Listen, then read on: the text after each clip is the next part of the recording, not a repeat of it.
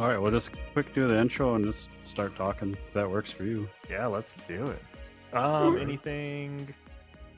Hope we ask like any restrictions on like swearing or anything. Fuck no. We we very much encourage everyone to be themselves and just have a nice, relaxing chat about everything. So, Sweet. Unless you end up saying things like, racist things or No. that's probably the only limitation. Be like, hold up. yeah. But No, totally. Yeah, no, that's a yeah. You'd have to talk to us qualms with from that. the train up there. and then it's it's sort of like, you don't want to offend anybody, but then how do you call someone like that if we did have a guest like that? How do you call them out without offending them? And does that matter? But I think No. if they're being racist, it doesn't matter. I think you Yeah. just kick them out.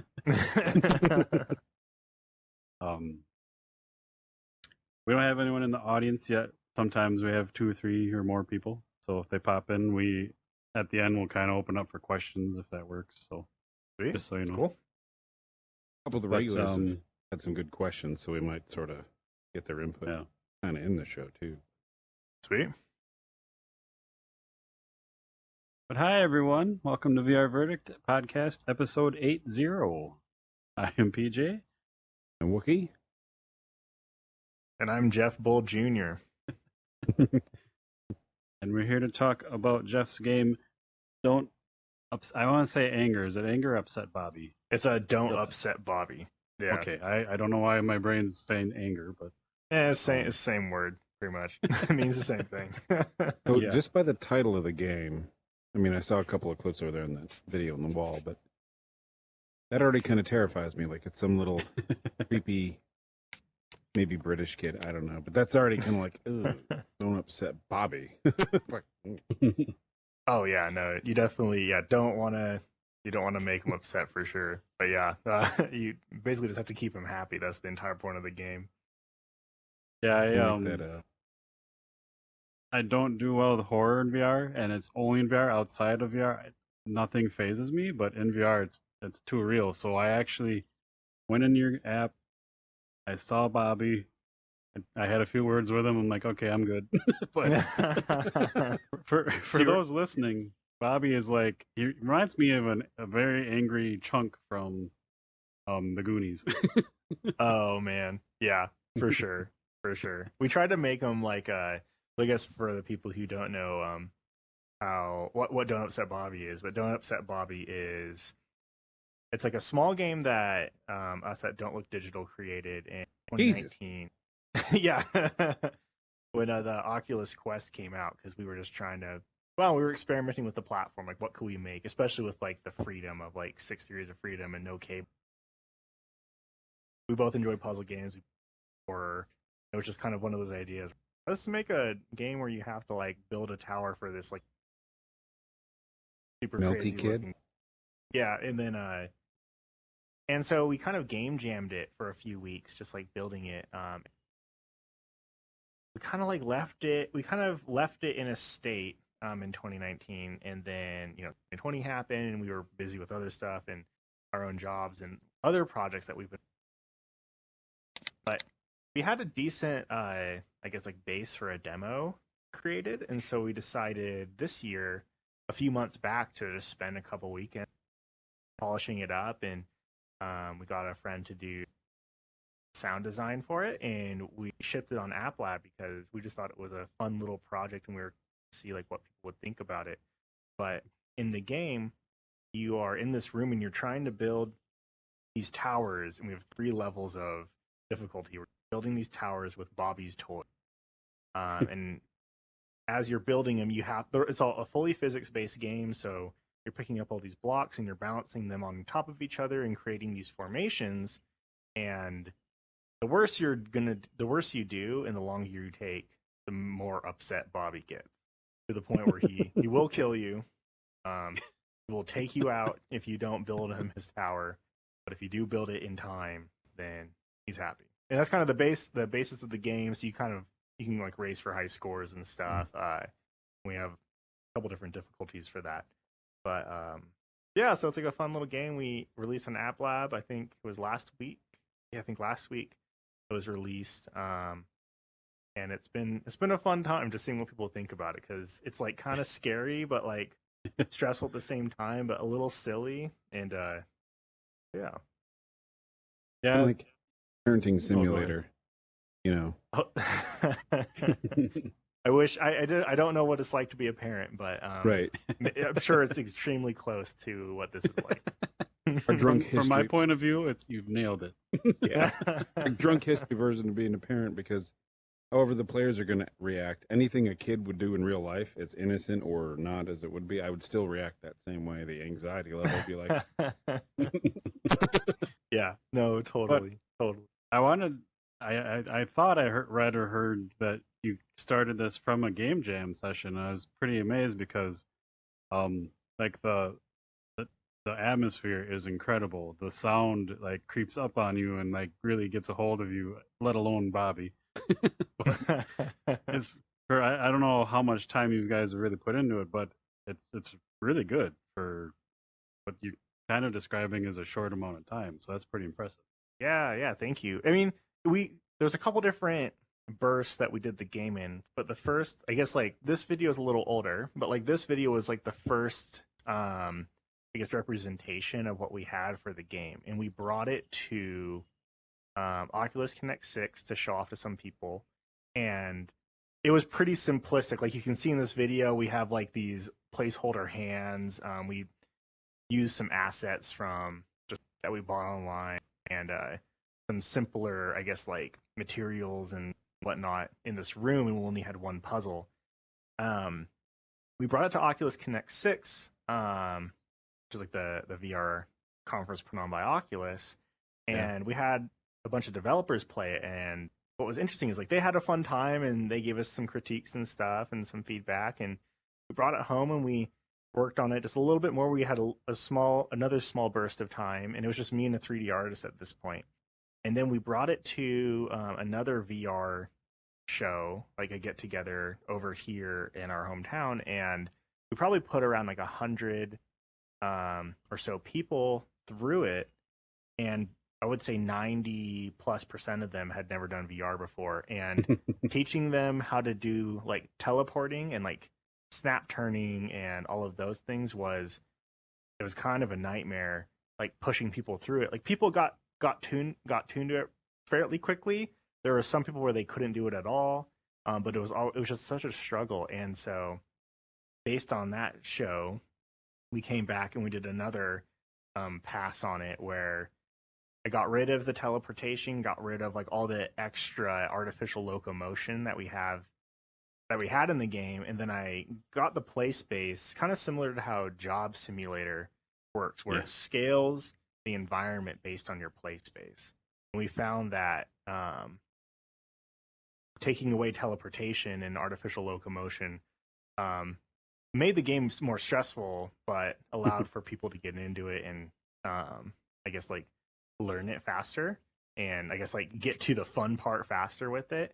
And then based off of that, we put it on hold again for a year or so, and then kind of brought it in. I probably spent a couple weekends just polishing up some of the graphics a little bit and just polishing up some of the sticky points in it. And then we had and that's when we got our friend to do sound designs. Like he spent probably a week, and he's a mastermind, Laura Crawford, just now. Nice. But he busted out like the whole sound design for it, which really actually brought it to another level in terms of atmosphere. So I think the sound really like good 50%. It's like 50% of the atmosphere is body work. Yeah, I thought it was interesting that I was going to ask you about it anyway, but you brought it up. There's no movement. It's all 6 degrees of freedom, like room scale. Yeah, I thought that was really neat. Like that doesn't happen very often anymore. What you No, thought? A lot of us were like, "That's where VR is going," and then it's like stopped. So it was really neat. Yeah, to see I don't. that. That's what I like about VR. I like VR. I like how it can be really immersive. And I don't necessarily mind artificial locomotion, but I think like some of the most immersive experiences I've had is in games like Job Simulator, where there isn't any artificial locomotion. Yep. And it really does it causes you to think very creatively in how like the world, what you're building, I guess. Yeah, there's nothing against artificial locomotion, but I guess I like being able to put my family and my friends in it and like not have to teach them, oh, this is teleport, and then oh no, they're getting sick and like all of that. Like I just want them to experience. Sorry. Yeah, I just want them to experience the thing I made. I don't want them to get sick. I don't want them to like, trip over, different controls. And I myself, I'm prone to motion sickness in VR, probably a little more than average. So that's part of it too. Is like I don't want to get sick while I'm making the game. So yeah. And the thing with like creativity, like when you have constraints, that normally brings out the really creative process and ideas and stuff. It's just like comedy or like TV shows, like when you used to not be able to like swear on TV, like it made things funnier because what was going on. They couldn't say it, but they're alluding to it. But yeah, when you have a game where you're kind of like you're bringing up Job Simulator, where you don't really move, forces you to figure out like what that game is then. But I agree with you. Like I have nothing against any type of locomotion in VR. I love everything, like the side scrolling, the top down, like all of it.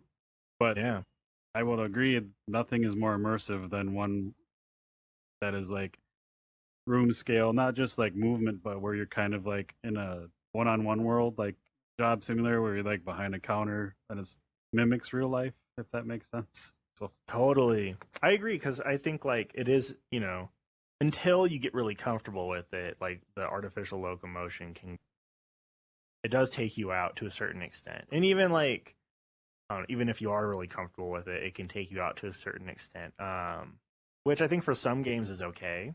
But we tend, since we're smaller, we're just 3 people with this project, like with the products we're making at Don't Look Digital. It's just as we're building smaller worlds anyways, and we really want to get the atmosphere right, and so it's just, I guess, in all the experiences that we're building right now, is in like our new one that we're building right now. Once again, I'm trying to do it without any artificial locomotion and just trying to get creative with ways of like, to just like to keep the immersion at the highest potential it possibly can. And it is fun. It is fun trying to figure out new creative ways to get people moving around and get them to different locations and all of that. Without, falling on like the crutch of like older game design, or not even older game design, a non-VR artificial locomotion game design.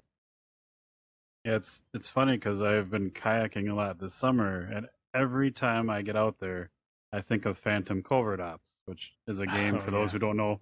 You're in a kayak the whole time, and that game is immersive as hell. But every time I'm out there, I think of it, so it's that tells you something. Oh yeah, no, it's totally true. I think like some of the most immersive experiences I've had are in games like that. So yeah, no, it's been a blast for sure.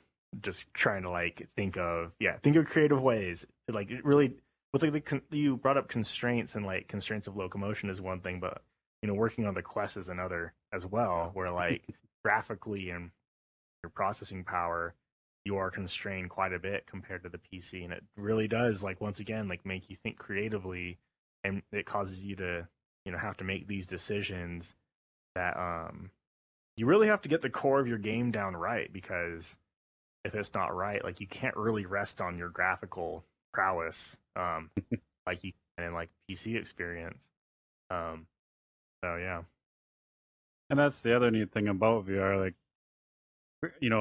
of course, amazing graphics would be great, but it's not necessary because that's just the immersiveness of VR. Like your mind fills in the blanks, so it doesn't take much to like. Back when Google Cardboard was a thing, like the simplest things were like mind blowing. So pretty neat. Yeah, so true. So I'm curious, like with your company, you mentioned you're working on other things. Do you, as a company, do you have a plan to like Like I don't know if you're done with this game or you plan on adding it, but you kind of like rotate projects. Is that a plan, or like where you'd work on whatever your new thing and then come back and add a level to this, and then just to kind of go back and forth, or Yeah, I for Don't Look Digital specifically, since it is like not our main gig, it's like our side gig. And like I work at a VR company here in town doing some other VR stuff. So like this is like our side thing. So our projects by proxy just kind of have to stay smaller. And so that's part of it. And plus like VR is like accelerating so much all the time that it's just fun to like try out new things and try out new ideas. So like right now with Don't Upset Bobby, like I'm working on like a really small update to like add in some tweaks and some bug fixes, um, things like that. But like besides that, unless it garners a lot more attention, it's probably just gonna hang out how it is. And we're working on another project right now that's once again like a smaller project, in similar scope, but kind of like way more epic, I think. But and I think with that one, once again, that's going to be a smaller project that we put out. And then after that, I think that's when we're going to kind of sink our teeth into a more long form project, that takes longer to develop for. And like this, we released Bobby for free. We're probably going to release our next thing for free, or at least a low cost.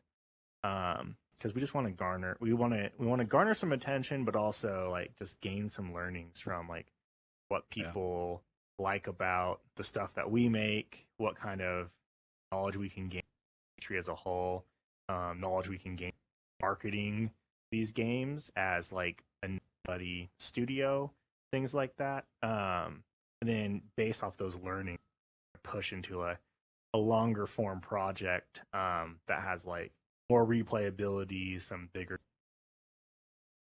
and using some of the technology that we've created for things like Don't Upset Bobby and some projects we're working on right now. So it's definitely a little freeform. And since it's not our full-time gig, we don't have like any like super crazy long plans or projections for like certain levels. But you know, who knows? Like based on, we're still in heavy experimentation.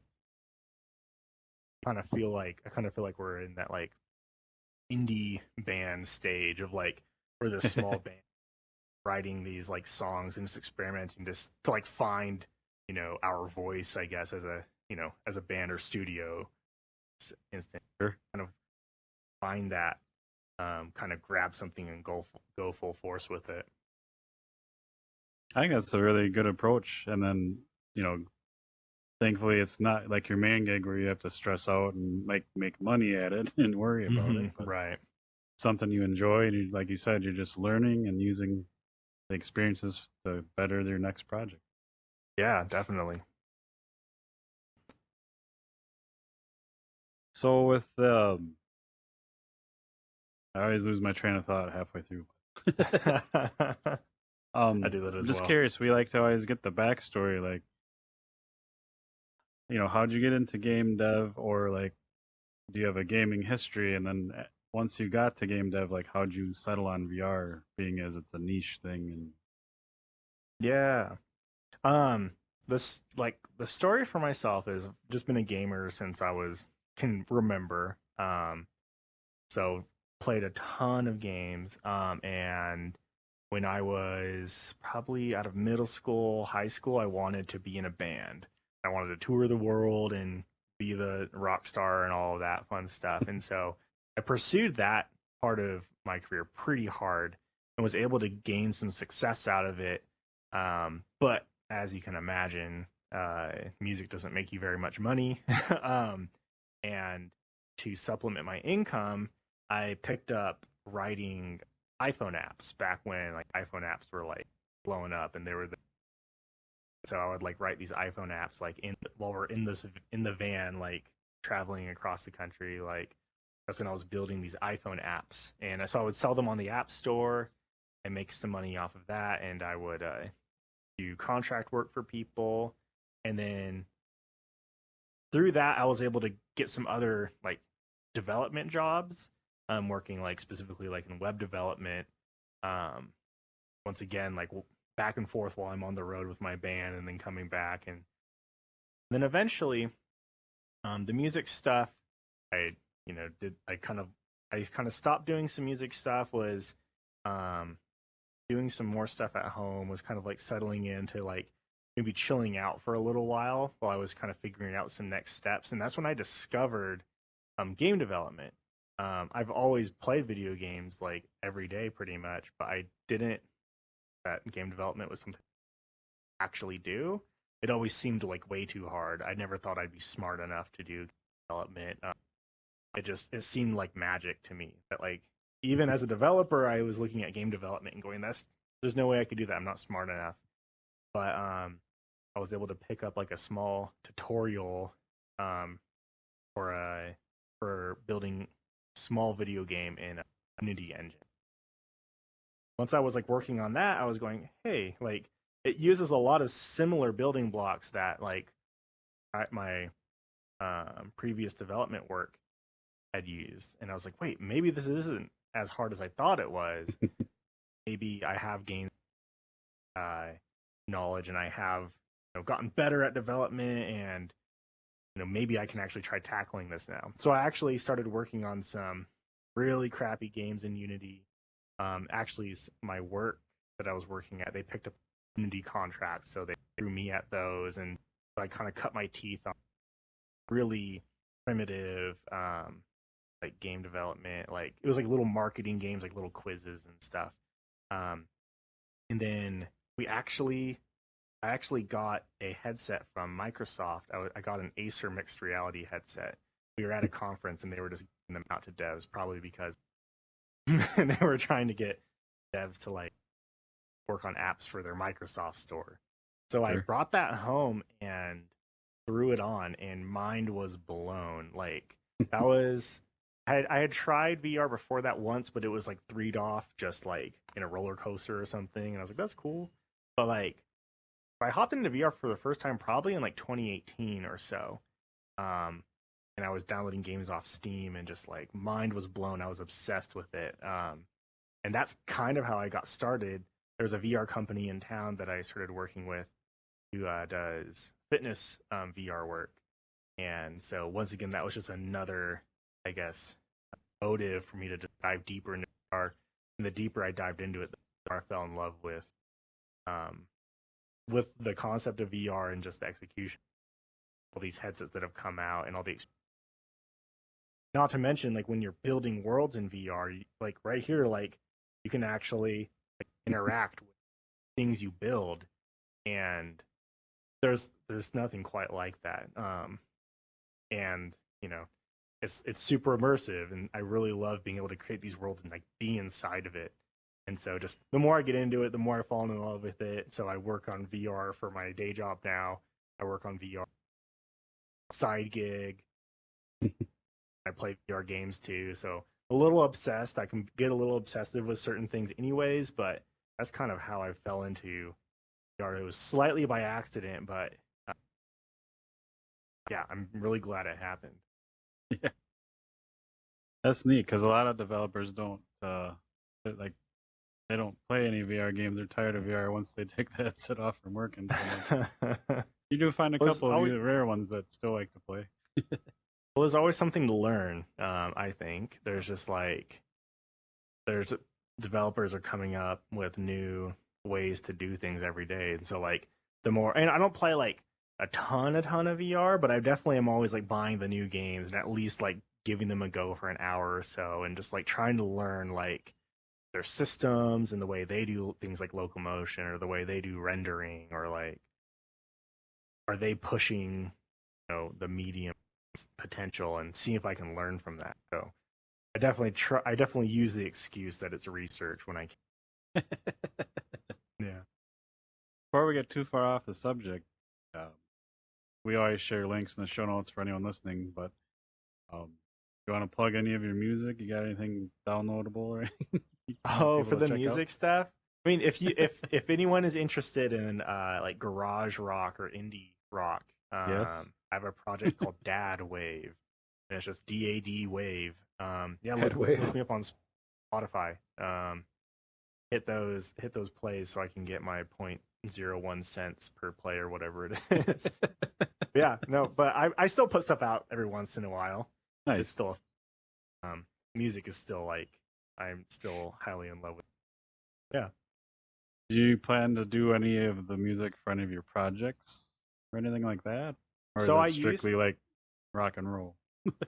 Yeah, no, I used to do some of the music for our projects, but then once I met Dara, who does the audio stuff for our stuff, he's an audio wizard, mastermind. He creates these sounds and these soundscapes. There's no way, I'm definitely more of like the rock like musician for sure, and he's just soundscape. So I leave that to him. Like sometimes I'll throw in a bit of my ideas, or at the end of the day it's his call. I'm like, I think it could sound cool with this, but whatever he hands over, I'm just throw it in. So Nice. Fun. yeah, he's creating. I just got a new sound file for some of our new stuff that he's working on, and it gave me chills for sure. Yeah, like I said, I'm not a great in horror, and just in the menu alone, I was like, "Yep, this is creepy. I'm not gonna make it very far."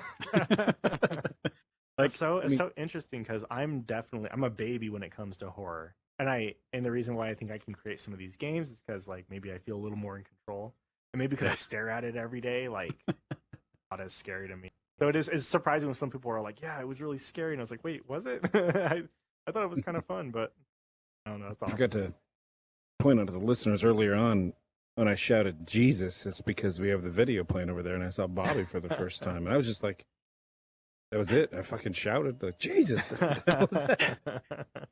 Being creepy. Yeah, well, and I in the game, you like load into the menu, and it's just like has a couple puzzle options, like, and that teddy bear sitting there, and that teddy bear by itself is like creepy in VR. Like, I'm like, oh my god. Yeah, no, you can thank our 3D artist Trey for all of that. He has a knack for making things super unsettling. Yeah. Yeah, I didn't even start a puzzle. I just, like I said, I sat there and talked to Bobby a little bit. Kind of, said, hey, don't start none, there won't be none, type of thing. Oh my god, that's funny. That is funny. I wanted, when we like had all of our dream features, there to be some Easter eggs, like you could get him or something back to you. Never made it in because it would, maybe one day. And some AI conversational component where you just sit there and have like an hour-long chat with him, and he just looks. Oh my, that would be a fun experiment for sure. Hard to do, I'm sure. Oh yeah, no, definitely. Looked it up, and there's a couple games that do that, but the CPU overhead to the checking the internet and all that, they're like, can't have else to the game. So Yeah, I think if I could sit there and talk with him and become friends, I could probably then do the puzzles without too much issue. But well, I think the thing is you have to do the puzzle to become his friend. So I think that's the I'll whole. never make it. Damn it, Bobby.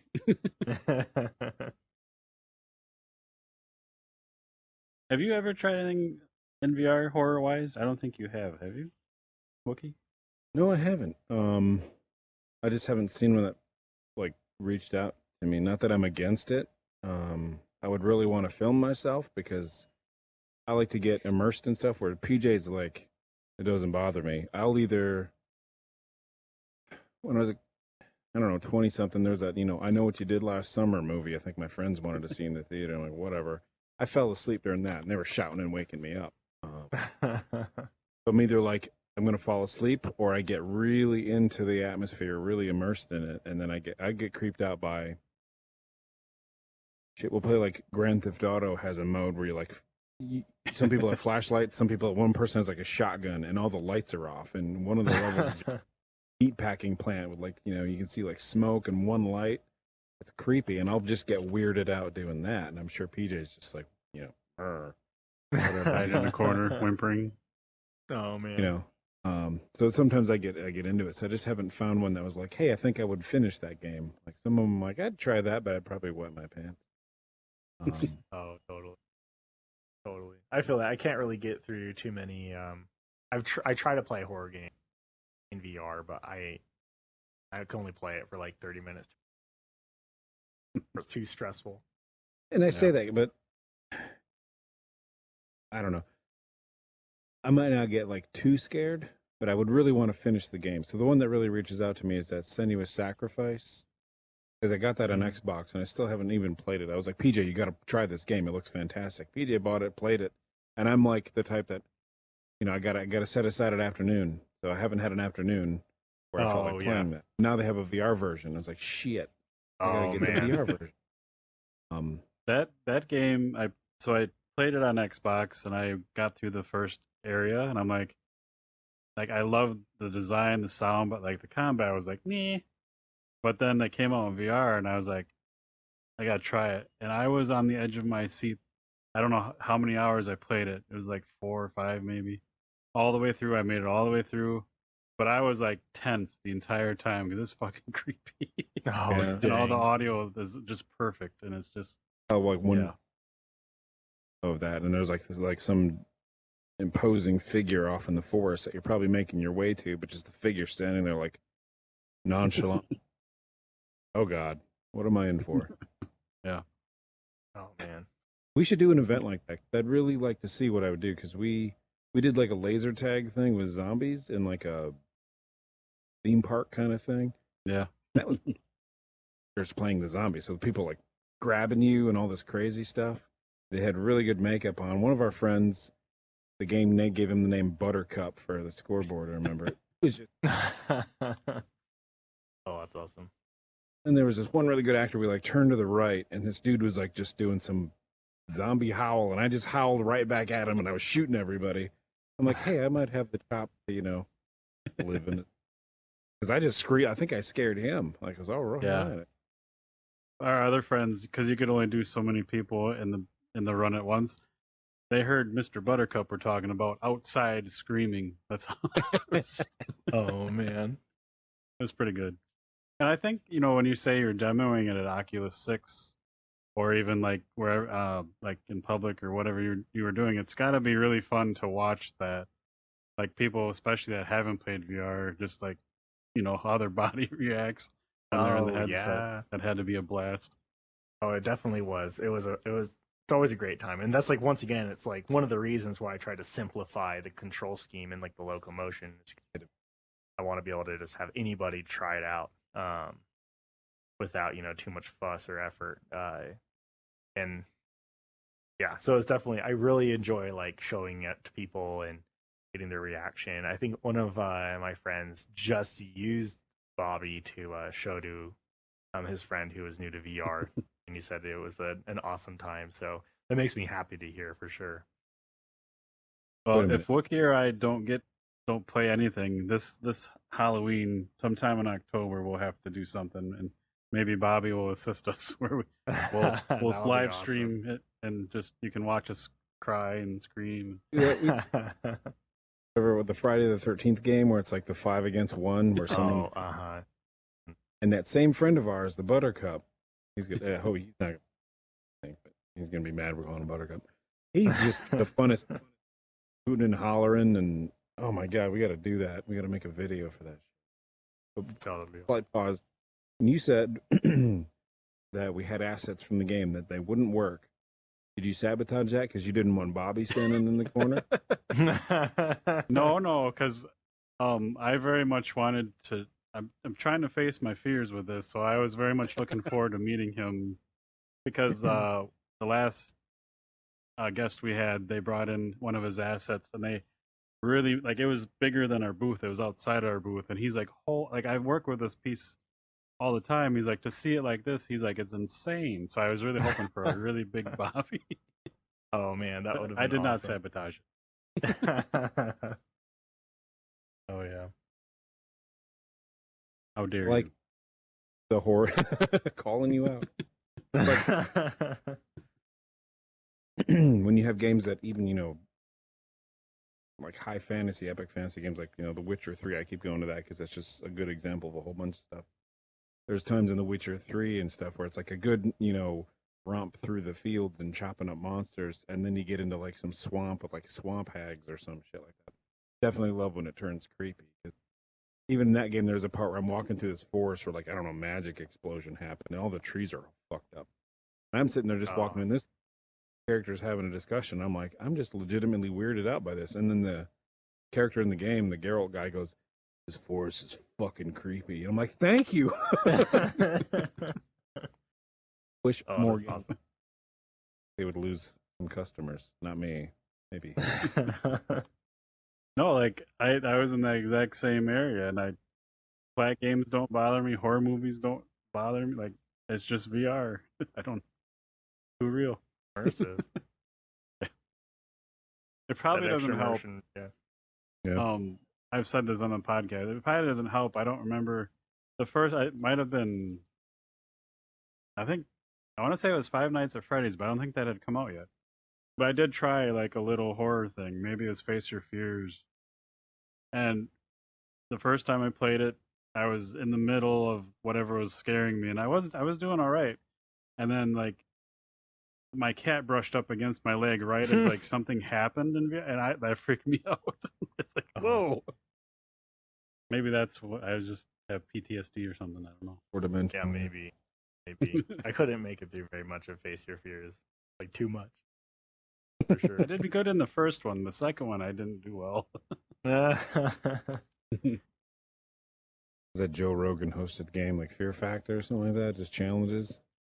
It's just No. kind of different scenario. Like the first one I did, I think it was kind of like a King Kong thing where this big monster had me in his arm at the top of a skyscraper and things were happening. And then he like either throws you or something and like you fall. But then it gets like creepier. Like the next thing was like a haunted shack. I'm back. So it's just kind of Unfortunate different way. scenarios they put you through. So. I don't know. And going back to The Witcher, I was playing The Witcher mobile game that just came out, and I haven't got to start that much because it's you got to walk around. It's like an area-based GPS game, kind of like Pokemon Go, and there's some AR components. It keeps putting the quests like across the big road. I don't want to walk through there. I'm like, damn it.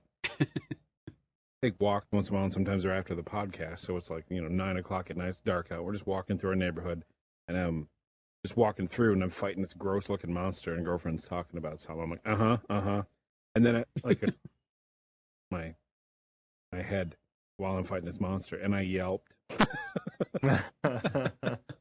Oh, that's extra layer there.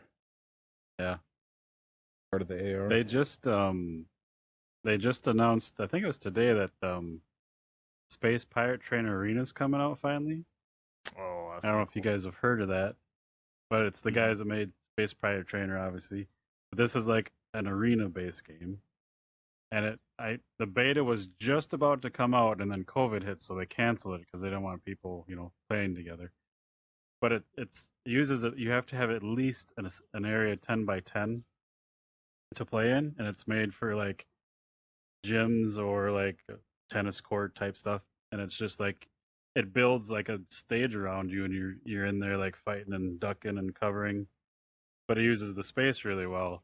But anyway, like I've just brought that up because like with the Witcher AR game or the mobile game, with that kind of technology, like I would love to walk around my yard with my headset on and do that kind of thing, fighting random monsters and catching shit or whatever. But I think that'd be pretty neat. That would be awesome for sure. That'd be super cool. Yeah. Definitely a cool market for that, except for it's going to make people, want to drive while playing a game if you got the GPS location stuff. There's like a GPS RPG called Orna that's really fun, like the first turn-based game I played in a long time. But you got to drive around to get all the bosses. So you got to have somebody drive you play the game effectively. I'm like, I was trying to have do some that. issues with Pokemon Go, where like people were crashing into stuff while they were playing Pokemon Go. Yeah. And I was trying to do that. I wasn't driving. My wife was driving, but I was playing the Witcher game. It's been like 95 here for like 2 weeks straight, right when that game came out. And I'm like, the first boss is over there, like a mile over there. I'm like, I'm not walking in this shit. Like, so I kept trying to catch it while she was driving around. It never worked out, but Oh man. When Pokemon Go came out, I work at a financial institution. They don't allow anybody to take any photos or anything just in case. And Pokemon Go came out that summer of 2016 or whatever. There was people like all over our campus or our headquarters. And the security guard, one security guard was running out, chasing people off. I remember laughing my ass off just seeing this, security guard running. Oh, that's good. Oh man. Good times. so to bring this back to you a little bit and VR, maybe we tend to stray off, which is fine. But I know you said you may not add anything to this, but if October is coming. It is true. We've been actually thinking about doing a push for October. So maybe we might do something a little spooky addition to it potentially. If people aren't sick of us spamming it on our socials and stuff by that point. Maybe we'll take a break for a little while and then start remarketing around. It also might be potentially the time when our new project's coming out as well. So who knows? Nice. Maybe we'll have multiple experiences by that time. Be a good push for both of them. Yeah, totally. Do something, you finish the new spooky puzzle and you get something for your other project. That would be cool.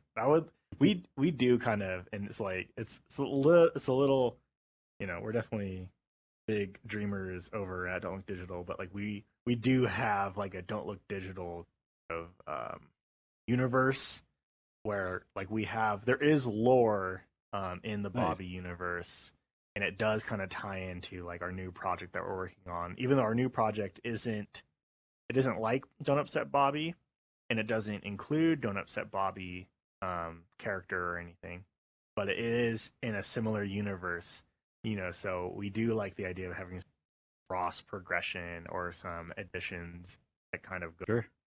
experience. Who knows? Maybe there will be on like an either experience.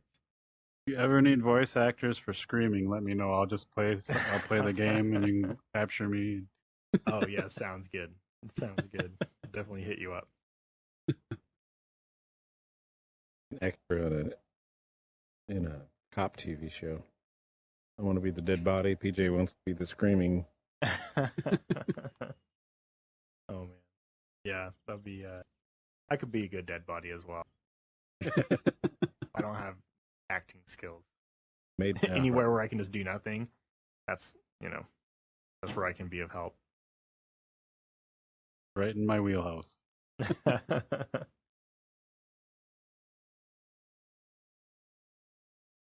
So before no, strike that. Do you have, just curious, going back to playing VR stuff, what has been like the coolest moment or like most immersive app, like your favorite memory or whatever you have from VR? I think I kind of split this off into like two slightly separate categories, where like one is like the social VR, and then like the other is maybe the more experience of like me experiencing a specific world. But like I do like in social VR, like one of the most memorable things was one of the first things I did where at the time when I was first playing, I was playing with another friend who had VR at the time, and he was like across the country in distance, and we hopped into the same Steam VR home or whatever. Both hopped into the same one, and he's like 6 foot something, and I'm 5'8". And so it was like crazy that like we were sitting there talking or standing there talking to each other, and I had to like actually look up to like talk to him, and he was looking down at me, and I was like, whoa, this is crazy. Like we are hundreds of miles from each other. Yet, you're taller than me. And like that's something I have to take into account with with the social experience that we're having right now. That was one of the things, like this is next level. I think VR blows my mind on the regular, but that was like one of the first Get in. times, yeah, where it was like, this is awesome. It definitely adds the level of presence, that you can't experience. And of course, I'm saying this, and we all know this as like, and like chances are, if you're listening to this podcast, you already know that as well. But like, it's just so cool that I'm sitting here in this podcast talking to you guys, and like, I'm gonna have memories of sitting at this, at this table talking. That to your you friend guys. built. Yeah, to my friend built. Yeah. Shout out to Evan. This is awesome. But yeah, it's just crazy. Like in my dreams, if I dream about like, a memory that I've had in VR, like it's gonna be a memory of me actually being there. Like, Yeah, I just think it's so awesome. When I think back to guests we've had and conversations like this, totally does feel like a real memory because, like, we're talking with our hands, we're moving, and Yeah. every once in a while you skipping around. But you Yeah. remember it like an actual memory, and it's really nuts. Yeah, it is. It's really, really cool. I think like I remember I was like feeling, and I'm probably gonna feel this after this, like that social, like everyone has like their different social batteries that they have, and Yep. like mine will deplete after like a couple hours of like social activity, and like in VR that it totally happens that way, where like if I'm playing poker with people on Poker Stars, I'm talking with you guys, like at the end of this I'm gonna want to sit there by myself and do my my own stuff to get that social battery refilled, so I'm ready to go out and talk to other people or whatever. And like VR drains it at like the same rate that I've noticed that it can drain in real life for myself, which is really crazy. Kind of That's just It's kind of the same. We're sitting here, and again, for anyone listening that doesn't know, we're in VR doing this episode on our stage. Like, I keep forgetting to say that at the start. I gotta get better, but we're sitting here, and it's like almost 8 o'clock p.m. our time, but the sky is nice and bright. I've been telling the Spatial Ape guys, like, we gotta get a roof or a darker background or something, because I still feel like it's like noon, and by one time we get out of here, I'm like, my body thinks it's like my body's off. I don't want to go to Oh, sleep. totally. Oh, I was so like, true. oh shit, it's 9 o'clock. Yeah. I made my Quest home environment. I made it the ski lodge or whatever, because it's like 100 degrees over here, and like just to try to trick my brain a little bit into being a little more comfortable. Nice. I don't know if we cut you off if you answered all that stuff or not, but Oh no, I guess the other thing I was trying to think of like an experience or like game to bring up, but like I don't know. There's just probably there's too many to really count. I know that like Vader Immortal, the first Vader Immortal, when like I mean you meet Vader or whatever, and then he takes this thing out of your hand. He like force pulls this thing out of your and that was like chills down my spine, like him talking to you yeah. and his like breathing thingy, like oh man, it's just like that was, as a Star Wars fan, that was like that was wild. I love those experiences. Like I remember in Super Hot. Oh, goodbye, PJ. I'm still here. Oh. Did I go shooting off? You went shooting off. Oh, I'm still in this chair. 3 feet in to my Mine's right. view. Okay. Huh. Oh no, you're back. All right. There, For the I moved a audio little bit. listeners, PJ tried to run away from the podcast. So, Vader scared me. Heard the I know ice that, like, cream truck. are you okay over there? You good? I think so. All right. But yeah, no, it's I remember the other game I was gonna bring up is Super Hot. Especially, I know they I think people have seen that they've removed some aspects of the game. But those aspects for myself, which I've had a very different life experience than other people where it may have affected them negatively, but for myself it was I thought it was cool, and it really affected me, like like I still think about like that experience in the game, and that's another one that gave me just like shivers down my spine for sure. What aspects are you talking about? Because I still haven't played that one. So they, if I recall, they removed. They're essentially. I mean, I guess you can't really spoil it because you can't really play it anymore. But you used to in Super Hot VR there's a couple portions of the game where you had to shoot yourself in the head, and it was super intense. And I can understand why they got rid of it, but there used to be a thing in the game. I had to do that myself. It was a trip for sure. Yeah, but they've recently removed it. We to your point about your friend being far away and stuff, Wookie has been down in the Carolinas for a long, like down southern states, and I'm up in Wisconsin where we've lived since we were born. So to hang out in VR is amazing because we visit each other as often as possible. But like with COVID and everything, there's been a couple years where we haven't seen each other. So it's like it's really like hanging out with my brother, and it's really neat. But to the same point as Super Hot, like one of the first games we got into was Pavlov, and one of the first things we did because we're silly was aim that gun at yourself and do it. And it was the first time was like, holy shit, that felt weird. Yeah. Who feels? Oh man, that. Yeah, I did the same thing when I played Pavlov. I was like shooting stuff. Like I think they had like that. I don't know if when you guys played it, they had like that little room with like a table with some. Just like noodling around, and then the original. Yeah, and you're just like, well, what if, and like you start pointing it, and you're like, this feels weird. Like this. Just pointing at yourself feels weird. It's just that mind link with the VR and the facial 3D. Your brain's telling you like, this is bad, this is danger. Like, don't do this. Yep. And you're having to like override and be like, no, it's fake. But your brain's like, you think it's real? Stop. Are you sure it's fake? Don't tempt your fate. I think you did it first because we were just playing a match and we always just played versus and killed each other a lot. I think you did it first because all I heard was like, holy shit, and I heard a shot, and then you just died laughing, and I was running around trying to find you, and I found you, and I'm like, what the hell did you do? And you're like, watch this. Bam! I'm like, oh my god. Oh man, yeah, totally. Looking down so that was the next like... 5 minutes of that. Yeah. Yeah, it's crazy how, your mind, VR really does trick your mind for sure.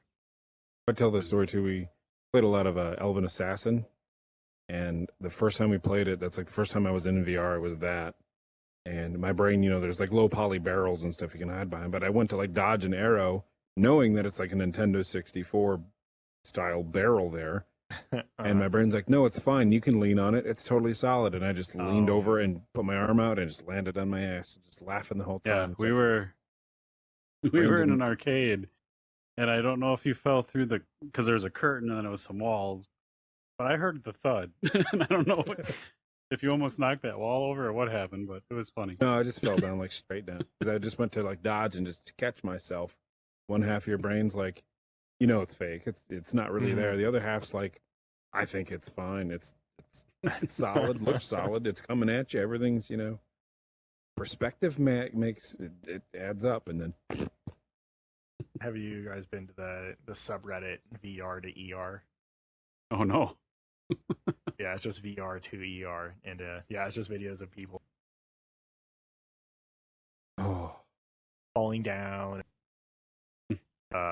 Yeah, it can be if you're watching people, I guess, accidentally hurt themselves. It's a fun one. Some of them, as long as they're not too graphic, I can see there being like a safe for work one. But I saw one where it must have been some girls. There's a giant TV on the wall, and that's the foreshadowing.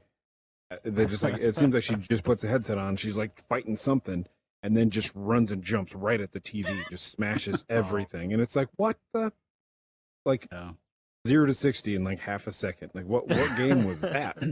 Jesus. That's what maybe kind of makes me nervous about horror games because I've seen the same thing where like they're in there like 10 seconds and they whip that helmet or the headset across the room. Like I don't want that to happen. Oh, yeah. Well, I'm curious to see if we ever get a broken TV. I think we'll be successful if that happens. Your Yeah, face. if I was a floated dev right and in that happened, Jeff's- I'd be like, I'll pay for that. It was worth it. Oh man. Sorry, true. what'd you say, Wookie? I got you.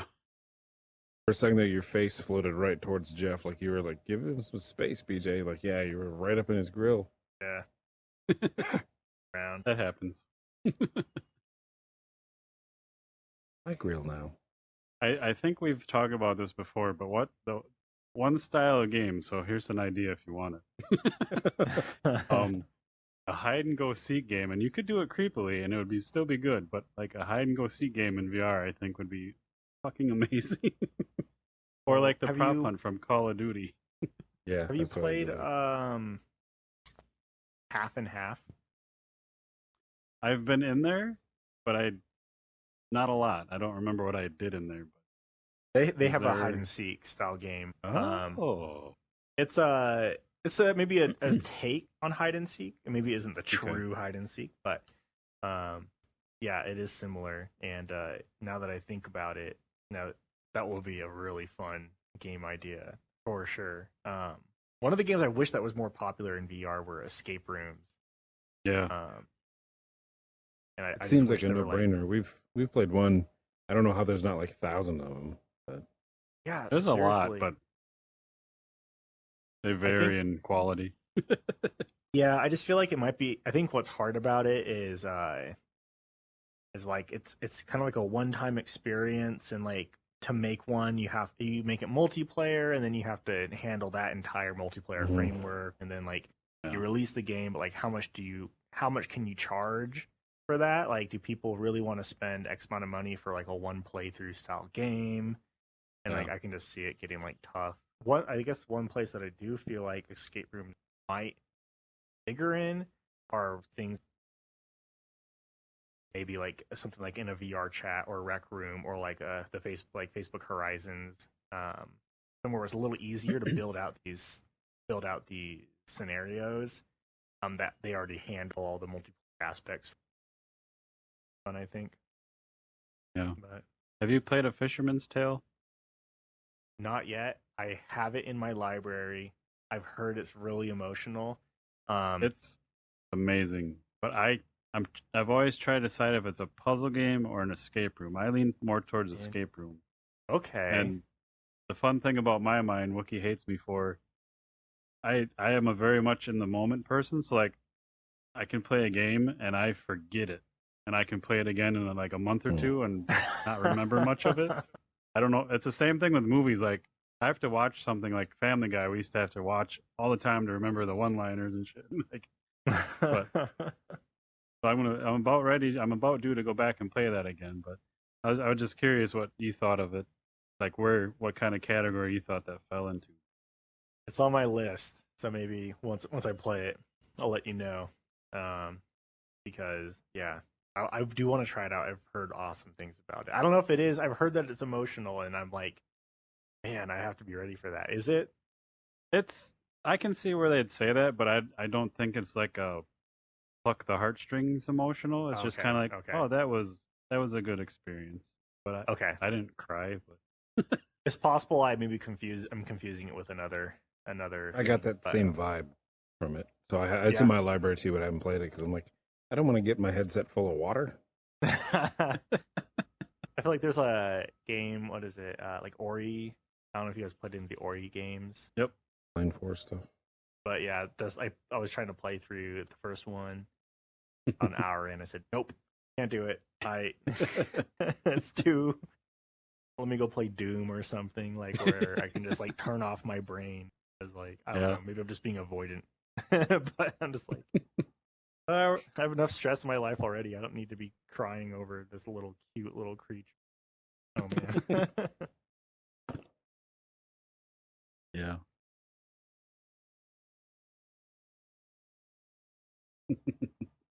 Well, before we don't normally go around an hour. We don't care if we go over, but we don't want to like hog your time. Before we call it or wrap it up, is there anything you want to share with the listeners about your game or anything with VR? Or I guess like the one thing I would love for people to do is if they're interested in experimental horror, and not even like, I don't know, just experimental horror games, or just whether it's like super scary or kind of funny and scary or just like immersive. Yeah, please follow us at Don't Look Digital. We're on Twitter and Instagram and TikTok. You can also follow me at Jeff Bull Jr.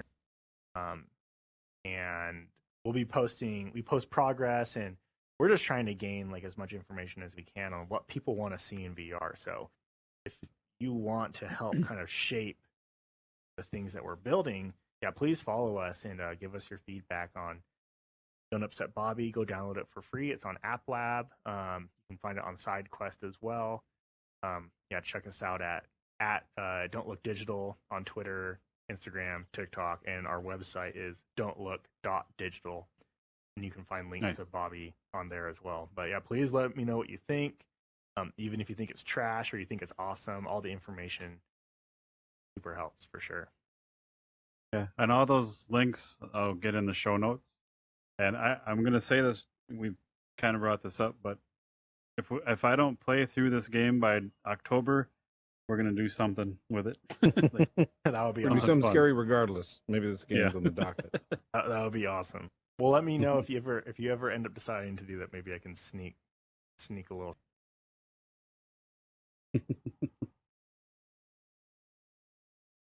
But yeah, it's been great talking to you. Like I said, I didn't play it along, but I was in there enough to like the atmosphere was awesome. It did its job. I almost needed fresh drawers. But thanks for your time and talking to us, and can't wait to share the game even if I don't get to it yet. But yeah, when we do, we'll share it even more.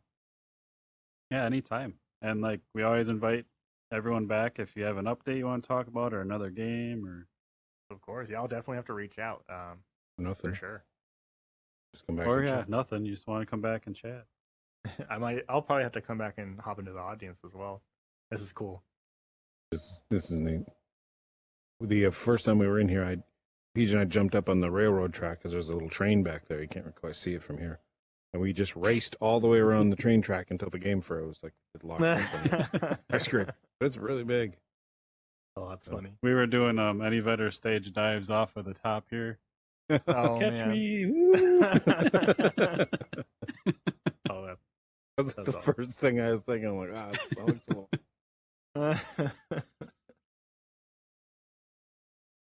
All right, for everyone listening, this was episode 80 of the VR Verdict podcast with Jeff Bull Jr. joining us, talking about Don't Upset Bobby. Don't Upset Bobby. I keep trying to say anger. Don't Upset Bobby or anger him. Out now for free on the App Lab, on Oculus, and on SideQuest. Check it out. Get him some feedback. But otherwise, this has been episode 80, and this was our VR Verdict. Yeah. Creepies. Forgot I had like fucking spikes. Oh, that's awesome. Yeah, well, thanks for having me, guys. This is cool stuff. Yeah, I'm gonna go figure out some food to eat, but I'll definitely try to hop on and catch some other shows, and yeah, we'll have to keep in touch for sure. Let me know if you ever try out Bobby. Let me know what you think. Oh yeah. Yeah, if you're free tomorrow, we're doing a roundtable with a couple other developers, talking about menus and standards, and if that interests you. What time? Same time. Same time? Okay. Yep. I might. We will see. Depends on what Otherwise, Friday's going on, but I'd love to hop on and just network. That's what I love about VR as well. Is it's fun because like you can actually hang out with people and kind of talk and shoot the shit and fun times. We do like we haven't done it in a while, but like big screen movie nights. It's so much more fun. Like I've got a projector and surround sound, stuff like that. I can watch movies like a baby movie theater in my house, but it's still so much more fun, and you can have just as big a screen, and you can be like throwing popcorn with everybody. So it just makes it that much better. Yeah. So true. Well, yeah, no, I'll keep a lookout for that for sure. But I know I mentioned their trade show, but like the Space Shave guys are great. Like they help fund things. They're doing like a VR Shark Tank coming up where they're just doing a lot of crazy things, and there's really good people in here. So if you ever have a free Thursday, I'd hop on in and just chat with people. Yeah, most definitely. Will do for sure. I'll keep an eye on it. Cool. Very cool. Well, Well, let you I will recharge your catch you- battery. Yeah, oh yeah, for sure. No, I will. I'll catch you all later. Thanks again for having me on. Yeah, anytime. Thanks. Bye. See ya. Kermit the Frog. Yay.